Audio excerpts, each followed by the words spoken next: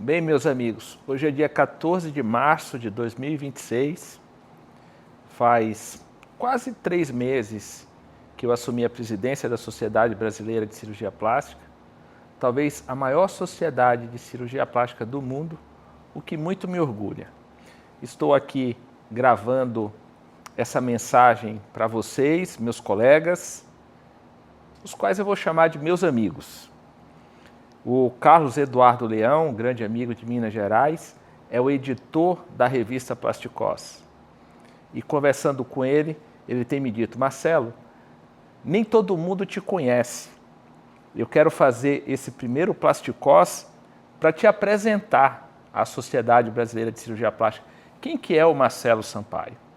Então, nessa primeira fala com vocês, eu quero me apresentar. Eu sou o Marcelo, eu tenho 57 anos, sou casado com a Letícia há quase 30 anos, tenho 2 filhos, uma filha que fez comunicação e marketing, tem 25 anos, e um filho que tem 20 anos e que faz engenharia da computação. Eu sou baiano, nasci em Ilhéus, uma cidade do litoral da Bahia, que fica ao sul. Venho de uma família de médicos. Meu pai era anestesista, já faleceu, minha mãe dentista. E como todo jovem que vive numa cidade do interior, quando chegava naquela época no colegial, se mudava para um centro maior para ter um ensino melhor. E aos 15 anos eu me mudei para Salvador, capital da Bahia, como todos os senhores sabem, para fazer o colegial no Colégio Marista. Fiz o 2º e o 3º colegial e prestei o vestibular, entrando na Faculdade de Medicina da Universidade Federal da Bahia. E aí eu vivi em Salvador esses 8 anos, 2 do colegial e 6 da Faculdade de Medicina, e me formando em 1992, naquela época, a Universidade de São Paulo e a residência de cirurgia geral da Universidade de São Paulo era a ambição de, eu acho que, boa parte dos jovens que se formavam em medicina. Você tinha como o staff o professor Pinotti, o professor Dário Birolini e vários outros luminares da medicina brasileira da época, o Zerbini, o Jatene e todo jovem sonhador, porque o jovem é sonhador. Você tinha aquela ambição. E eu prestei a residência para a Universidade de São Paulo e fui aprovado. Então, você imagina a felicidade que é, o que foi, você conviver com aqueles ícones da época. E era uma época que, no primeiro momento, eu não pensava em ser cirurgião plástico. Eu queria concluir a minha formação na residência de cirurgia geral. Então, em 1993, eu me mudei para São Paulo para fazer residência de cirurgia geral na USP. Chegando lá, você fica deslumbrado com aquela infraestrutura, o Hospital das Clínicas, aqueles professores. Sabe quando você fica assim procurando nos corredores quem são aqueles luminares que você leu, ou que você estudou através dele nos capítulos de livro? Então, foi um momento muito intenso da minha vida médica. E aí fiz o 1º ano de cirurgia geral, o 2º ano de cirurgia geral, e aí vem aquele desafio. Nós éramos 36 residentes de cirurgia geral e 12 queriam cirurgia plástica para 4 vagas. E aí você passa pelaquela segunda fase, que é mais um concurso para residência de cirurgia plástica. E aí eu fui aceito. Na época, o professor Marcos Castro Ferreira era o professor titular da disciplina e nós acessamos a residência de cirurgia plástica. Foram mais 3 anos de um grande aprendizado, muito intenso, muito disputado, muito requisitado. E aí o que é curioso, no último ano da residência, o professor titular, o Marcos Castro, nos chamava numa sala e perguntava assim: e aí, daqui para frente, o que você vai fazer? Você vai voltar para a Bahia, você vai ficar em São Paulo, você vai seguir carreira acadêmica? Esse dilema que os jovens vivem hoje, nós vivíamos também, isso é atemporal. E aí eu virei para o professor Marcos e falei assim, olha, eu vou me dedicar à reconstrução de mama. E assim foi. Eu casei no R4, a Letícia mineira e eu baiano. Ela falou assim, para Bahia eu não vou, eu falei, para Minas eu não vou. E aí resolvemos ficar em São Paulo. Tudo muito incerto, tudo muito inseguro, sem nenhuma proteção familiar, sem nenhuma indicação. Fomos galgando passo a passo para conquistar um espaço na profissão. Terminada a residência, eu continuei como o que se chamava de insistente no Hospital das Clínicas. O que era um insistente?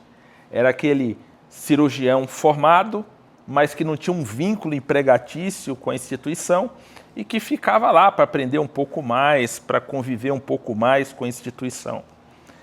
E aí você sai da residência e você fala assim, e agora? O day after, né? O que você vai fazer depois da residência? Então, naquela época, eu prestei todos os concursos possíveis. E aí, dava plantão na unidade de queimados do Hospital do Servidor Público do Estado, dava plantão na unidade de queimados do Hospital Regional de Sorocaba, uma cidade do interior de São Paulo, que dista da capital mais ou menos uns 100 quilômetros. Eu era tenente médico da Polícia Militar do Estado de São Paulo e comecei, por indicação do Rogério Izar Neves, a fazer reconstrução de cabeça e pescoço com microcirurgia no Hospital AC Camargo. Me dedicando a essa área de reconstrução de mama, fui me tornando conhecido no meio da oncologia e fui convidado para trabalhar no hospital privado em São Paulo e aceitei e começamos naquela ocasião a fazer um serviço filantrópico de reconstrução de mama. E aquele serviço filantrópico deu muito certo, nós operávamos algo em torno de 30, 35 pacientes por mês e em 12 anos que eu estive à frente desse serviço, nós reconstruímos a mama de quase 3.000 mulheres.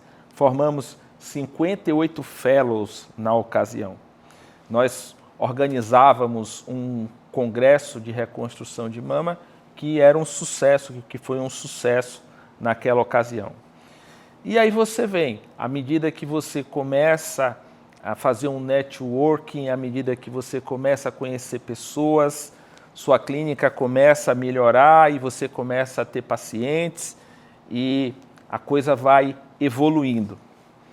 Até que um dia, operando, hoje eu trabalho juntamente com 4 médicas, cirurgiãs, que são 4 exemplos de competência na área, com uma formação exemplar e uma formação não só técnica, mas ética, moral, inquestionável. E aí elas me questionavam sempre assim, poxa, você nunca pensou em fazer algo mais do que tocar o seu consultório, do que ter paciente, do que operar e do que ganhar dinheiro? Talvez esse tenha sido o start. E aí eu falei assim, olha, voltar para a universidade, para seguir uma carreira universitária já não dá tempo. Eu vou insistir na Sociedade Brasileira de Cirurgia Plástica, porque eu tenho a impressão que a sociedade pode fazer muito mais por esses jovens bem formados do que o que fazia na época. E aí eu segui numa rota de muito questionamento e até um certo momento fazendo uma oposição política dentro da sociedade, porque a gente sempre acha que as instituições podem fazer mais e melhor. Concorri uma primeira vez à Regional de São Paulo, perdi por 4 votos e continuamos desenvolvendo essa ideia de eventualmente fazer algo maior do que só tocar o próprio consultório. E aí me candidatei à presidência da sociedade, perdi mais uma vez, até que o doutor Volney Pitombo, até por uma relação pessoal, que aqui não vem o caso detalhar, me convidou. Um dia, umas 8 horas da manhã, o Volney me liga o telefone toca, eu falei assim, olha, não quero mais saber da sociedade. Estava meio decepcionado, já tinha perdido 2 eleições. E falei assim, não vou atender o Volney não, porque eu não vou encarar esse desafio. Aí às 8 horas da noite o Volney torna a me ligar. Aí eu atendi, comecei a andar aqui nesse jardim que está aqui em nossa volta. Hoje a gente está filmando na minha casa. E aí o Volney falou assim, puxa, Marcelo, estou feliz porque seu nome foi indicado para ser o vice-presidente da sociedade e nós sempre tivemos uma relação muito próxima, vamos trabalhar juntos para ver se a gente consegue fazer algo maior. E eu falei assim, Volney, eu tenho dúvida, eu estou tocando minha vida, as coisas estão tranquilas, a clínica está indo bem. Para ser sincero, andava meio decepcionado com a instituição. E não confirmei que queria ser ou que aceitaria o convite. Bom, o tempo passou, uns 15, 20 dias depois, eu estava com um grupo de amigos num restaurante japonês, no Omakase, e aí de repente o telefone toca, era o Carlos Eduardo Leão, e falou assim, poxa, o Volney está em Miami junto com alguns outros cirurgiões plásticos, estão querendo conversar com você, coisa e tal. Liga para eles. Aí eu liguei para o Volney, pô, Marcelo, estamos dependendo da sua resposta, coisa e tal. Enfim, eu estava tomando uma taça de vinho, terminei aceitando. E confesso a vocês que essa experiência foi muito, muito interessante.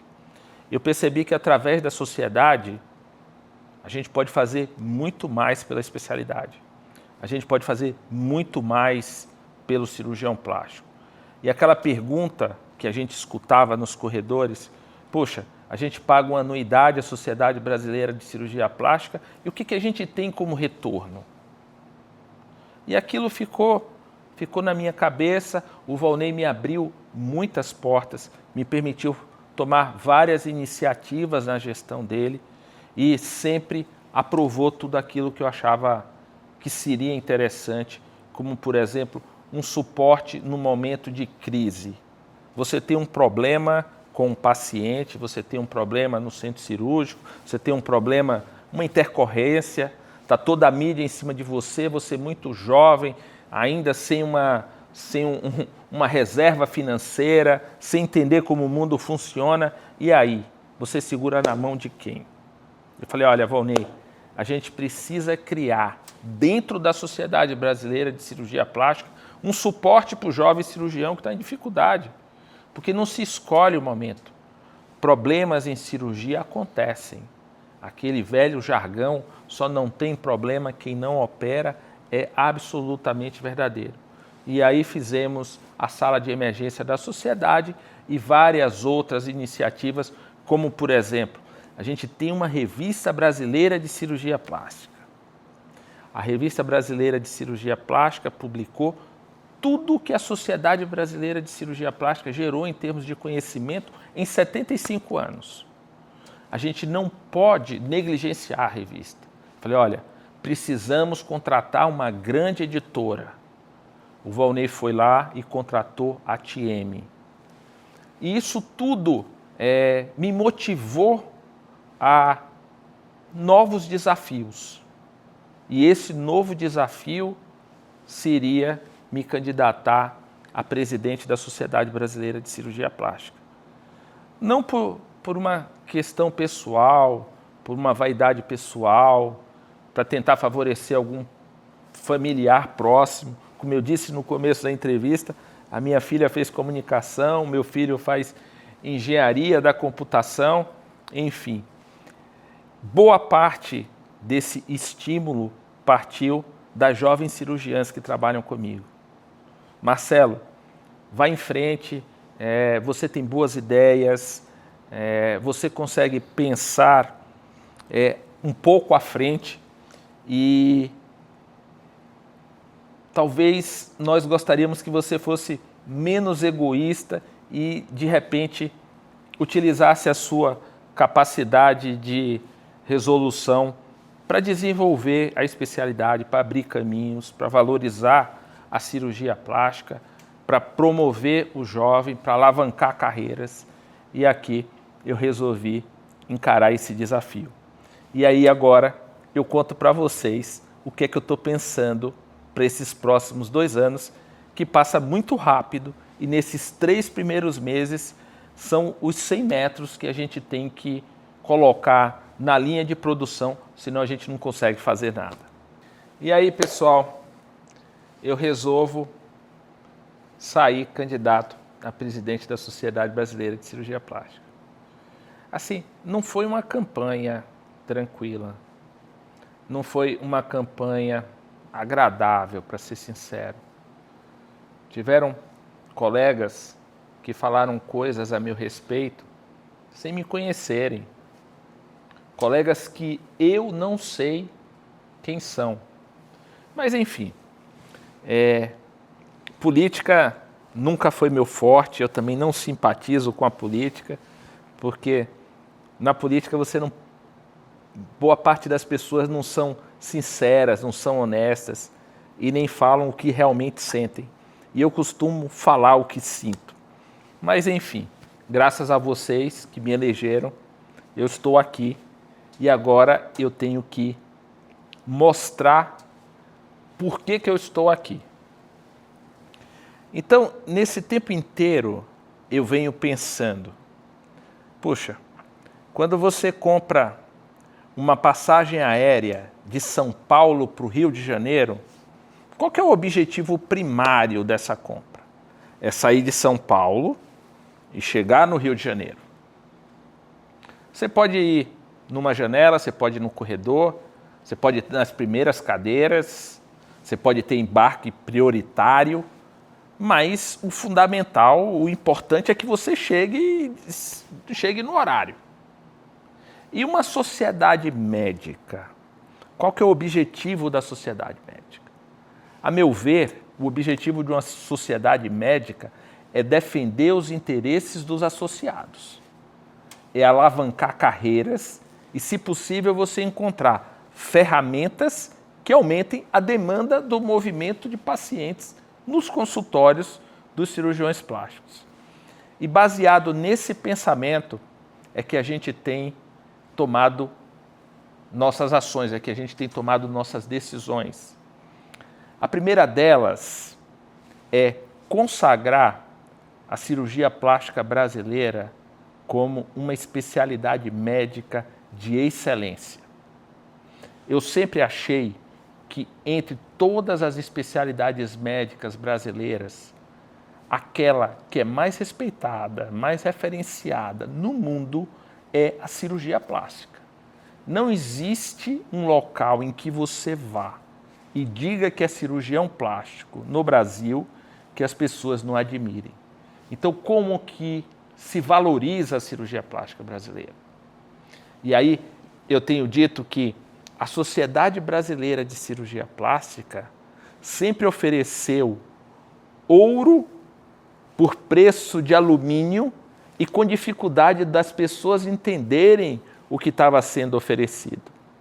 Outras instituições oferecem alumínio por preço de ouro e as pessoas acreditam. Então a gente precisava melhorar a comunicação. A sociedade, apesar de estar fazendo muito, se comunicava mal, se comunicava de forma talvez incorreta com o seu associado. E aí nós, no primeiro momento, no tempo zero, reestruturamos toda a comunicação da Sociedade Brasileira de Cirurgia Plástica. O primeiro exemplo que eu dou é o nosso congresso do DESC. Os senhores devem ter acompanhado nas mídias sociais. E mais de 750 jovens frequentando o congresso, quase todos os R2 e R1 e R2 prestando a prova de qualificação, mais de 220 R3 prestando a certificação, enfim, um evento assim impressionantemente vivo, com a participação efetiva da juventude, e a gente precisava mostrar para a sociedade que isso está acontecendo. Os senhores devem ter percebido, nesse momento, as nossas publicações nas redes sociais e devem ter percebido que houve uma certa mudança nesse comportamento.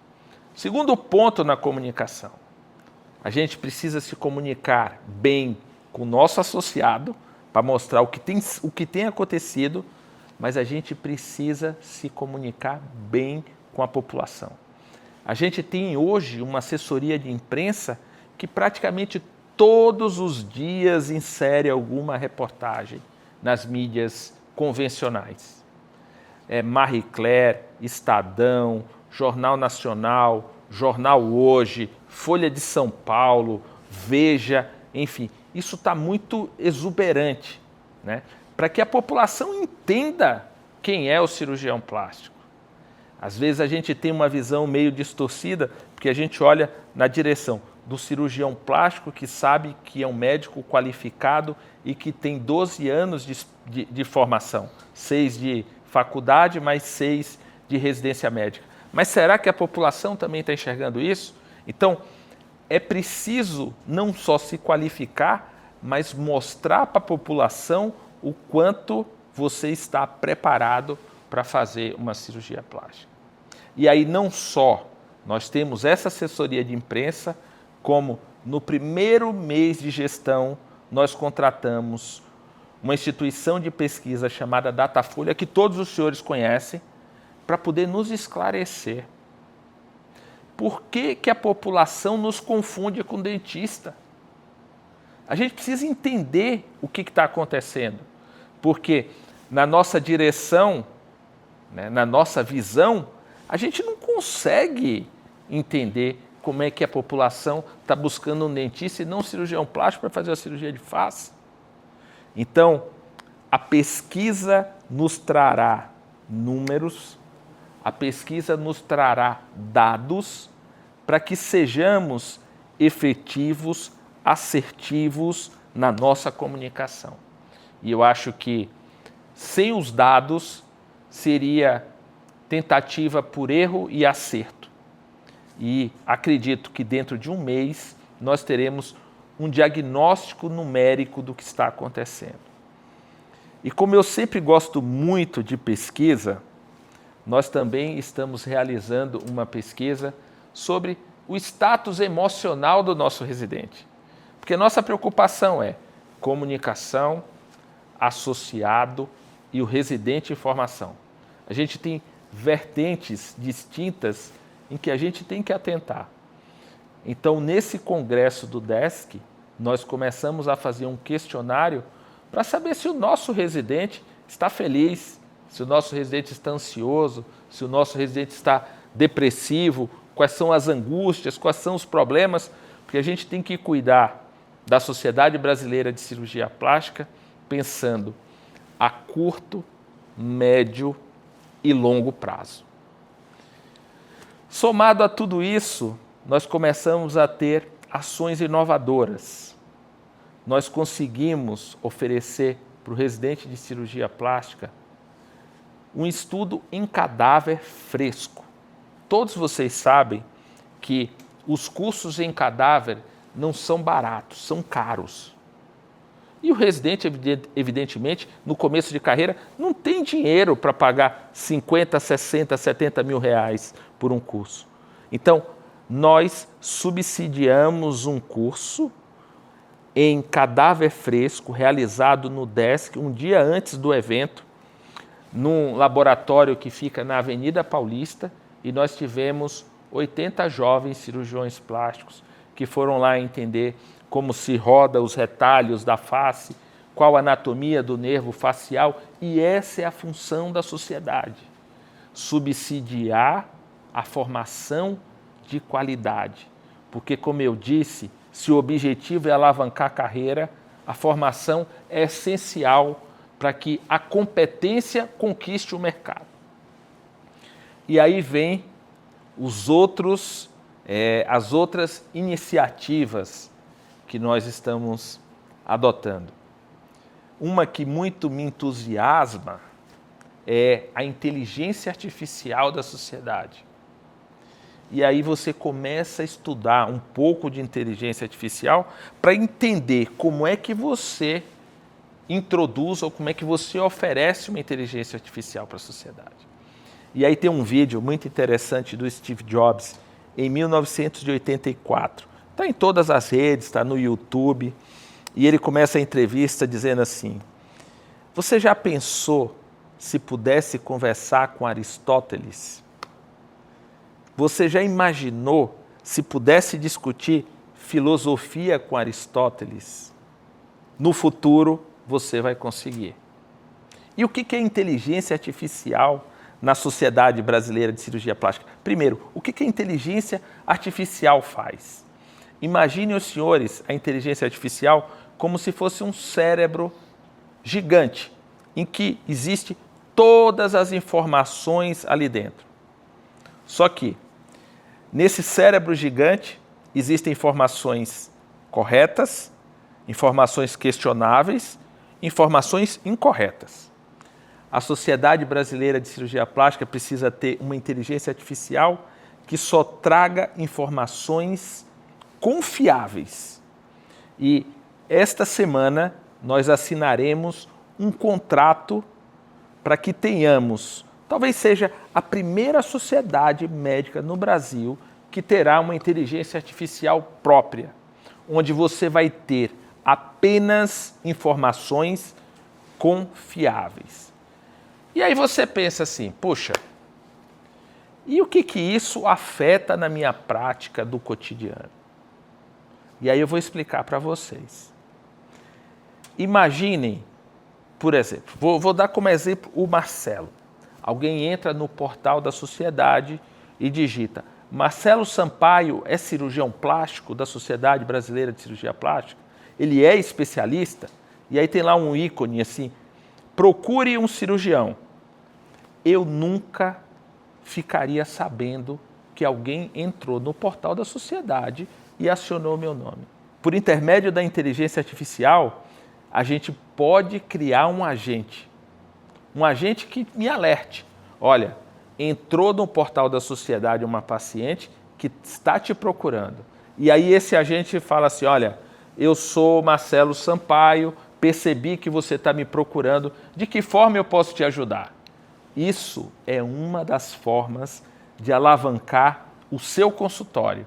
E isso estará disponível para todos os associados no mês de abril. Agora eu vou contar para vocês o que mais está me incomodando nesses três primeiros meses à frente da sociedade. O que mais está me incomodando é discutir o óbvio. Com tantos problemas que nós temos, imagina que você tem que discutir que cirurgia plástica deve ser realizada por um cirurgião plástico. Eu tenho dificuldade de entender como é que as pessoas pensam na hipótese de um dentista realizar cirurgia de face. Ou seja, a gente podia estar canalizando a nossa energia para um desenvolvimento muito mais amplo da sociedade. Mas por incrível que pareça, meus amigos, a gente no Brasil precisa discutir o óbvio. E o pior, o óbvio é difícil de ser entendido. Nós convocamos na sede da Sociedade Brasileira de Cirurgia Plástica a Sociedade Brasileira de Anestesiologia, a Regional São Paulo, a Câmara Técnica de Anestesiologia do CREMESP, para poder conversar a respeito da realização de anestesia para que dentistas não façam procedimentos. Ou seja, a gente começa a buscar subterfúgios, porque é inadmissível que o dentista esteja apto a fazer cirurgia plástica de rosto. Mas aí a gente busca anestesia para bloquear que isso aconteça. A gente vai e discute junto com o CREMESP e junto com o poder público, sobre o ato médico. E aí eu vou falar para vocês um pouquinho sobre o ato médico. O ato médico é uma lei que foi elaborada por um deputado federal de São Paulo chamado Eleusis Paiva, e que a ideia era proteger a atividade, proteger não, era determinar qual que é a área de atuação do médico, né? Essa lei tramitou no Congresso Nacional e foi aprovado com 2 incisos, que é o que está gerando todo esse problema nesse momento.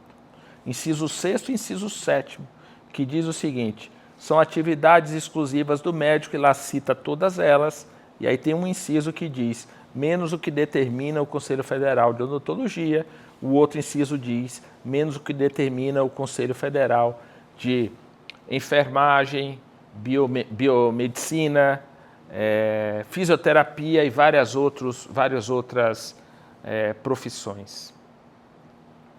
E aí você pensa, por um lado, o MEC exige que um cirurgião plástico faça 6 anos de residência para estar apto a atuar perante a população. Essa mesma legislação permite que uma resolução coloque a odontologia apta a fazer procedimentos que são inerentes à atividade médica. Essa discussão do óbvio é irritante. E ainda assim, alguns entendem que não. Você não está defendendo a segurança da população. Isso é reserva de mercado. E aí você entra com liminar cautelar, você chama a anestesiologia para conversar. Existe um relato ou existe uma notificação que nós recebemos na Sociedade Brasileira de Cirurgia Plástica, da Sociedade Brasileira de Cabeça e Pescoço, dizendo assim: cirurgiões plásticos, estamos preocupados. Todos os dias nós somos convocados, nós somos chamados para atender intercorrências graves de procedimentos realizados em face por dentistas. E vocês não estão atentos a isso? E a gente fala assim, olha, nós estamos usando de todos os meios possíveis para que a gente alerte o poder público que a população corre risco. O dentista, o qual eu respeito totalmente, a minha mãe é dentista. Minha mãe tem 86 anos e é dentista. A minha irmã é dentista, mas elas foram treinadas para tratar as patologias dentárias. Você não tem uma grade de formação que permita a esse profissional fazer uma cirurgia de face. E o pior, caso aconteça uma intercorrência, caso aconteça um problema, quem resolve? Você não está apto para fazer a cirurgia, muito menos para resolver uma consequência de uma complicação. E isso tem me desgastado profundamente. Confesso a vocês que às vezes acordo assim no meio da noite, preocupado. Como que eu vou mostrar para o poder público que essa determinação, ou que não se promove saúde por determinação de resolução de um conselho? É revoltante. E aqui vai um comunicado a vocês. Eu estou totalmente alerta a tudo o que está acontecendo. Às vezes me comportando com uma certa indignação, às vezes com aquela sensação de que você perde um pouco a esperança no país de estar enxugando o gelo, mas digo a vocês que, enquanto presidente, eu não vou desistir. A Sociedade Brasileira de Cirurgia vai usar de todos os meios legais para mostrar ao poder público que a população corre risco quando procedimentos são realizados por pessoas que não estão qualificadas para realizá-los.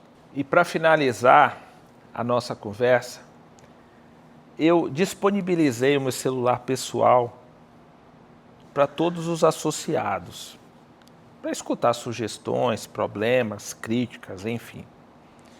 E o meu celular pessoal tem sido bastante acionado. E aqui eu queria dizer para vocês que em todos os eventos científicos da Sociedade Brasileira de Cirurgia Plástica, a gente vai colocar um espaço, a gente vai determinar um espaço com determinado horário para que vocês venham conversar com a diretoria nacional. Será na Jornada Centro-Oeste, na Jornada Sul-Brasileira, na Jornada Norte-Nordeste e no Congresso Brasileiro de Cirurgia Plástica. Nas jornadas nós teremos uma sessão de 1 hora, converse com a diretoria nacional. E no Congresso Brasileiro serão 2 horas. Vamos debater, vamos conversar, vamos escutar sugestões, vamos escutar críticas e, na verdade, a cirurgia plástica, a Sociedade Brasileira de Cirurgia Plástica, ela pertence a todos nós e a participação é sempre muito bem-vinda.